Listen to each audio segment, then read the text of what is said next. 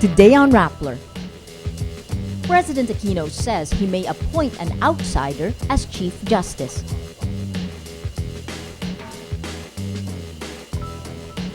The JBC should draw as wide a net as possible.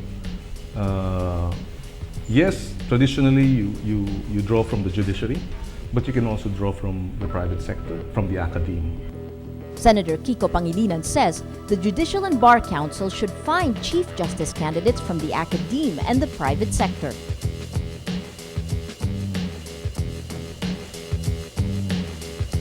And is the SALN Waiver enough to investigate an erring public official, as President Aquino claims? Rappler investigates.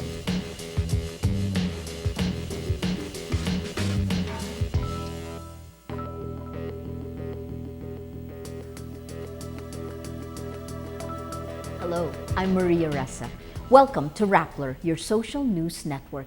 It is the end of a historic week. After 44 days, the Philippine Senate, sitting as an impeachment court, votes to convict former Chief Justice of the Supreme Court, Renato Corona. It sets a new standard for transparency that many hope will lead to reforms. The first immediate question, who will be the next Chief Justice?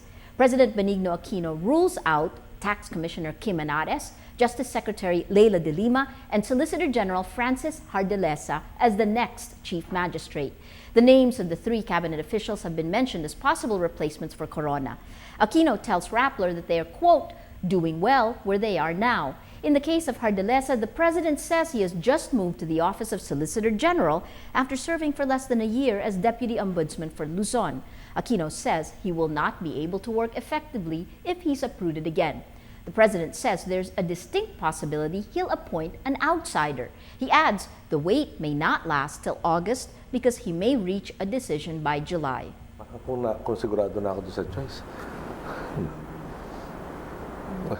I don't see the purpose.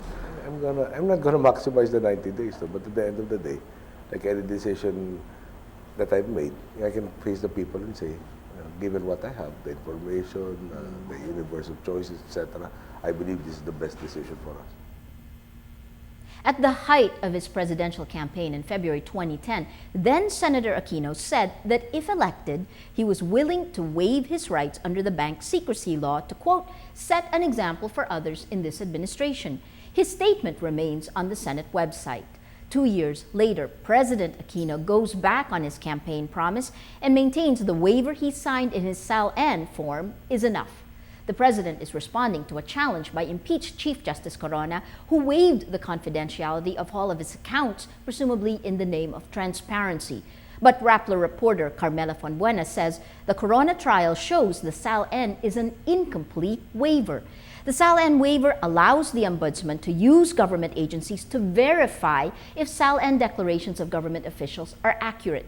The ombudsman, though, can only get bank records of government officials from the Anti-Money Laundering Council, or AMLAC, a government agency. But the SALN waiver cannot go to the banks, which are commercial institutions.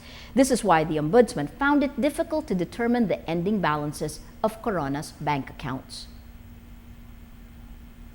Shadow of Doubt author Marites Vitug says the impeachment trial has, quote, done us a big favor. She says it's made it easy to identify the qualities of the next Chief Justice should possess, everything Renato Corona isn't, in her words. She lists down 10 qualities. Here are 4 of them.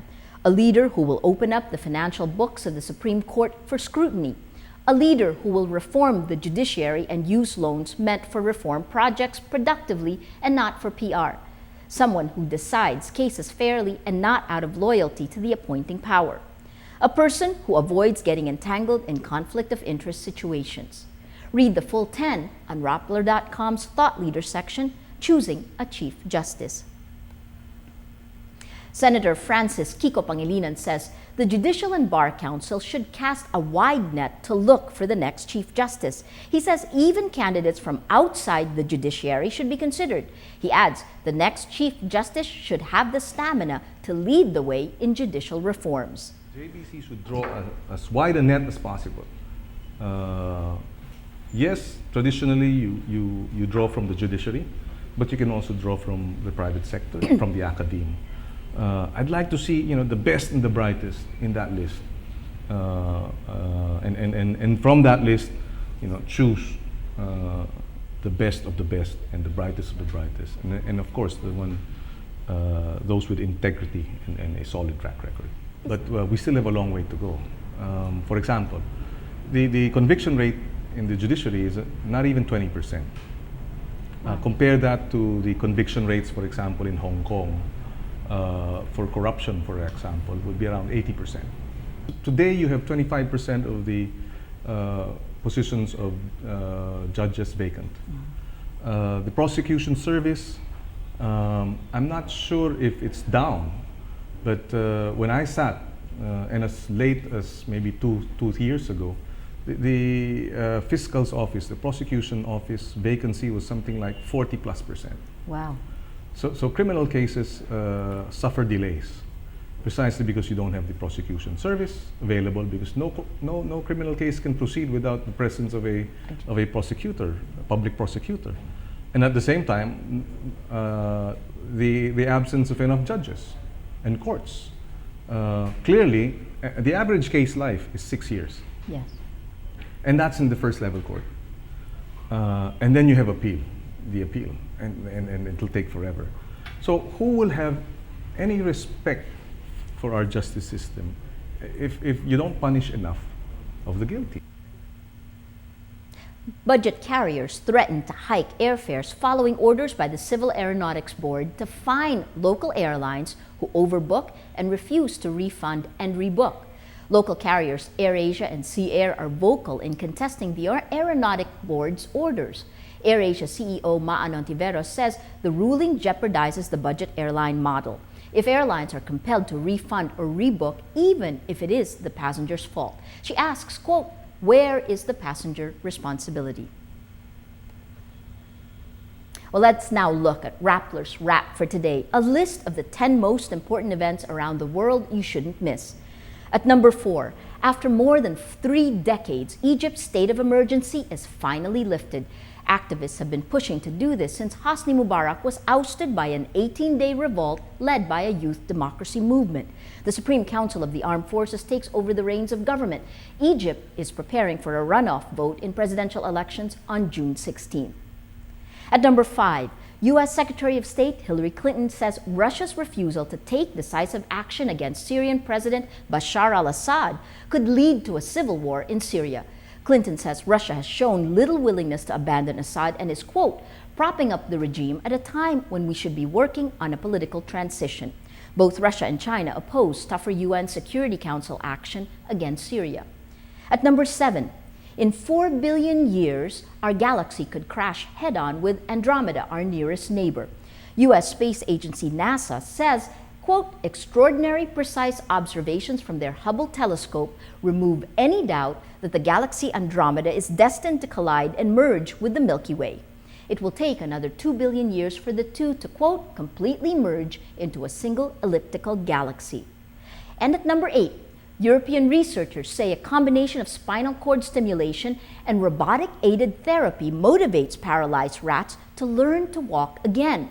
The therapy combines an electrical chemical stimulation of the spinal cord, mimicking the signals of the brain that would normally send to initiate movement in the limbs. It also involves the use of a rehabilitation device that helps the rats stay upright. If this therapy can help paralyzed rats walk, can humans be far behind? Finally, at number 9, CNN posts its worst month in primetime viewership in more than 2 decades. Fox News draws more than 1.6 million viewers, while MSNBC draws an average of 674,000 viewers. By comparison, CNN records just over 300,000 primetime viewers from April 30th to May 27th. For the full top 10, visit Rappler.com's The Wrap. Pagasa raises storm signal number 1 in 6 areas as Ambo, international name Mawar, intensifies into a tropical storm. The areas affected are Catanduanes, Camarines Sur, Camarines Norte, Polillo Island, Aurora, and Isabela. The Weather Bureau alerts residents living in low-lying and mountainous areas under the storm signal against possible flash floods and landslides. Well, that's Rappler's Newscast for today, Friday, June 1, 2012. Visit Rappler.com and watch our newscast Monday to Friday. Tell us how you feel on our mood meter. I'm Maria Ressa. As we say at Rappler, tomorrow begins today.